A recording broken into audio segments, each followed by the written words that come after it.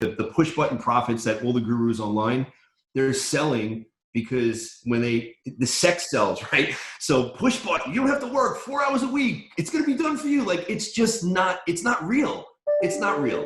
You have to work. Eventually, you can set the business up where it's working for you. But in the beginning, to your point, you need to work and you need to know your business. And the thing I fucked up on when I had my mortgage company, my sales and marketing far outgrew my operations. I had great sales and marketing because that's my background. I'm a natural salesperson. I know how to market. But if you don't have the systems inside to facilitate and get those deals through, you're going to implode.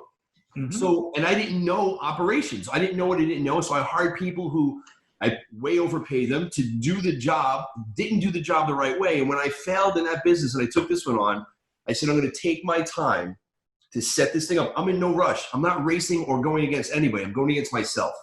And it's all about what I want to accomplish in life. It's not about being the biggest or the best. It's not about making the most money. It's about what's going to serve me in my life. I love money. Don't get me wrong.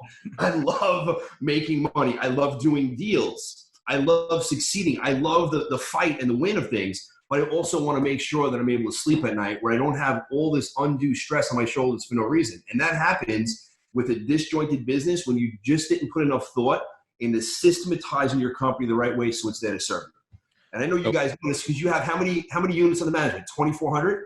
Mm-hmm. Yeah, right now, right about 2,400. Hopefully we sell some more and that goes a little bit lower, and then we can pick up some more when this ends or when this, when people want to bail. But yeah, no, you need to be able, and we're working on that every day. I mean, there's things that we do that we try and implement. It's like, this is working well, but what can we do better? And that's the thing that people, everyone wants to be the pinnacle and everyone wants to be, the Bill Gates and the Warren Buffetts and the Jeff Bezos. They want to be the top out of the box, and they realize that you got to work on that stuff every day. Yeah. And that's the thing, we're doing it now. We're taking this time because, as Chris mentioned, we closed on the deal in the midst of this on Tuesday. Congrats. Right now, there's not much going on realistically, So right now we're taking this opportunity to build out, whatever systems we have. What can we do better? How can we implement it better? How can we deploy what we're doing now better? So then 6 months, 12 months, 3 months, whatever it looks like, it just runs smoother. And that's what we're using this opportunity for. Yeah. So that's smart. Quickly, you touched on something briefly, and I want to explore it a little bit more. You talked about bringing in someone that was experienced and paying them a ton of money to build out your operations. And that sounded like it was the old mortgage business. And then now it's that you went the other direction. Can you touch a little bit more on what happened with the other way of doing it, where it went wrong, and then how you've been able to build it slower, build it yourself, and then, I'm assuming outsource it onto other people in your team?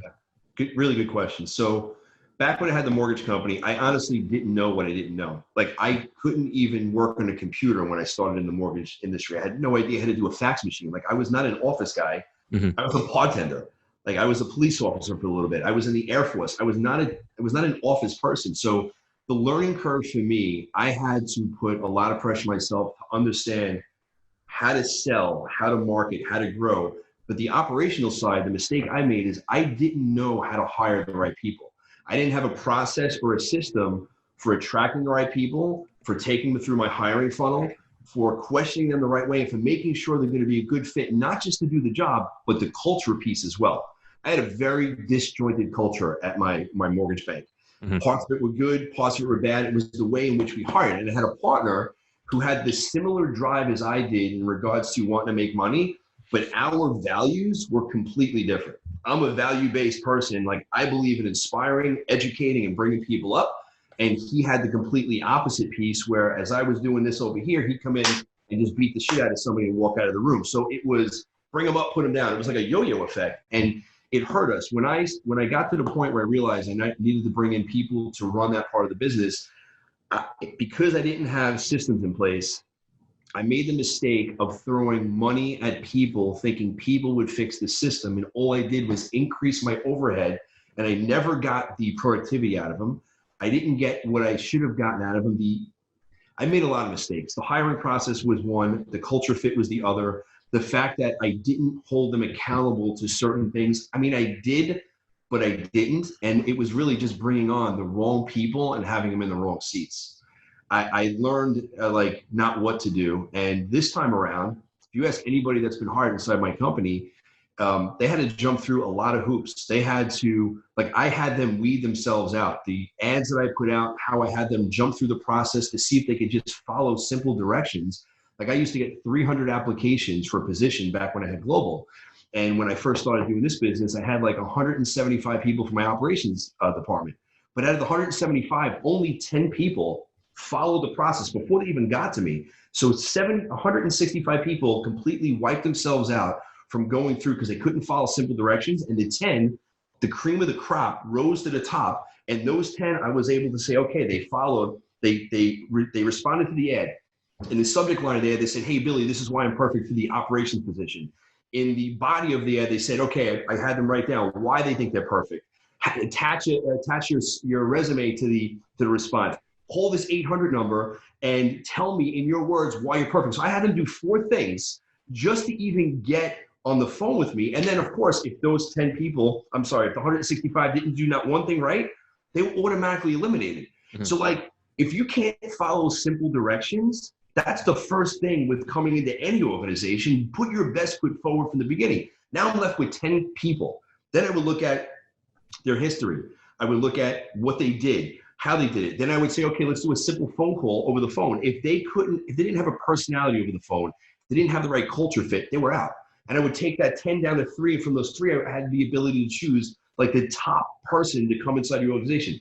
Go back when I did it at Global, I outsourced it. I had headhunters do it. I wasn't basing it off of the values. They had a good background, but I never really checked the references the way I should. I was young. I was aggressive. I made a lot of mistakes, and I did not have the right team around me to get my company to the next level. And I have to take full responsibility because I was the guy in charge. But I didn't know what I didn't know, and I failed, and I fucked up hard. But you learn as you grow. You learn as you go forward. Yeah, I think tremendous amount of stuff to unpack there. So I think anybody listening just got a ton of stuff. I think, the alignment of interest from the top down is massive. I think that's something I've learned a ton about in the last few years, that, if you've got 2 different horses pulling in different directions, the cart's not going anywhere. So I think that's hugely important. I think the way you just broke down the hiring process is not something I have personally heard of before, but it makes a ton of sense, because if, you're looking for one thing and you're looking for someone that's detail oriented and can take on instruction, that's a really good quote unquote test for somebody to have to go through to weed themselves out. And they can't even do that. They're not even going to be a good fit. I am curious though. I've heard more and more people talk about the hiring process as impossible to know whether that person is a good fit until they actually come on, because everybody puts their best foot forward when they're going for an interview. And it's not until someone's been working there for 2 weeks, 2 months, 6 months that you kind of start to get a real feel for who they are. Do you agree with that? Disagree with that? What are your thoughts? Yeah, I think it's a great question. So there are certain tools and tests that you can give people, that we give people in our organization prior to them coming in. And so there's 2 different personality profile tests. And off the top of my head, I can't think of either one because I haven't done it in a bit. And now it's to a point where somebody in my office is actually doing this for me. But they still jump through hoops. Mm-hmm. Once they jump through the hoops, as they make it to the cream of the crop, we then take them through 2 specific personality profile tests. And then from there, I have a professional guy that I have on retainer that he interviews them. This is all he does. He's able to get into, read their profiles, read their resumes, and interview them for an hour to an hour and a half and weed through the bullshit. So is it 100% perfect? Absolutely not. But what you want to do is you want to get yourself to the highest point of saying, hey, this person, I think they're going to be the best fit. There's always a chance that they got through. Mm-hmm. But if you take them through all these different channels and all these different levels, and you're having other people who are pros, interview them, and then you bring them in for the finals. And what I used to do as well, one thing, I'd want to see how people reacted to normal people. So I would bring anybody who was at the last final stage out to lunch.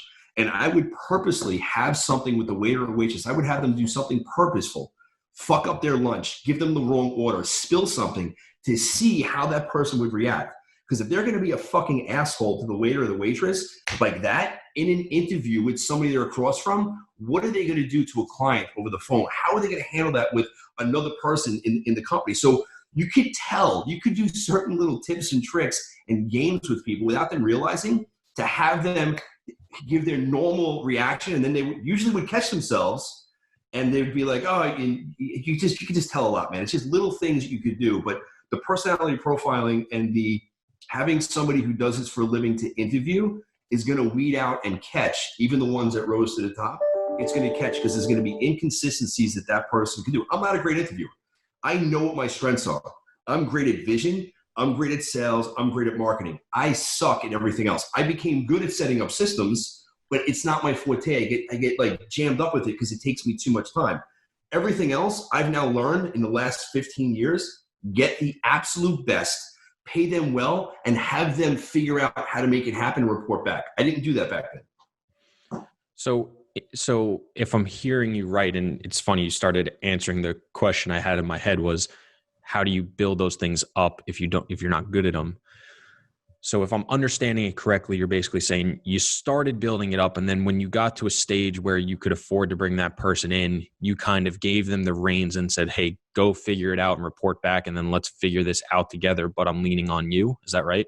So depending on the situation. So regards to the hiring piece, I just went outside and figured out in my network, who's the best person I can outsource the final piece of the hiring, so that I don't get myself in trouble.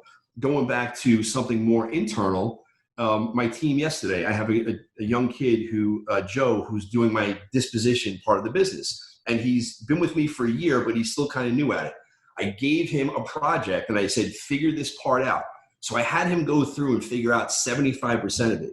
Then we came back and we had a meeting. He showed me, and it only took me 15 minutes to go through and tweak what he did to get to the next level. Now we're about 95% there. Mm-hmm. So I've learned I can delegate, don't abdicate, delegate responsibilities out. And then the biggest thing that I see entrepreneurs doing, I was definitely at fault for this, is you want to inspect everything that you expect. So if I'm going to delegate something out to somebody, I'm not just going to give it to them, say, here, run with it, and then never check up on them. I'm then going to check in, figure out what's going on, hone in on what's happening, and then give him, because my experience now, dude, I'm 25 years in, I can pick up a situation, identify a problem, and come up with a solution like this, where it might take somebody else 2 fucking weeks, and they still might not be able to figure it out. Mm-hmm. So my talents now are going into operational, sales, any type of issue that's happening. Give me the information that's going on.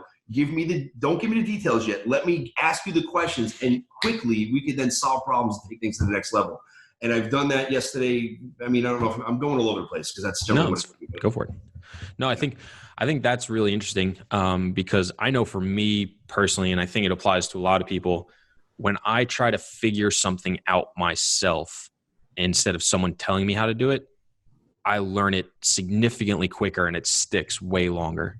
You know, if it's trying to figure out how to, figure out the renovation costs for an apartment, or, figure out how to, submit an offer for a property, you do your own research, you probably spend more time than it would take for, somebody else to tell you how to do it. But when like you said, you have basically mini failures, because the first couple of things you look at are going to be wrong.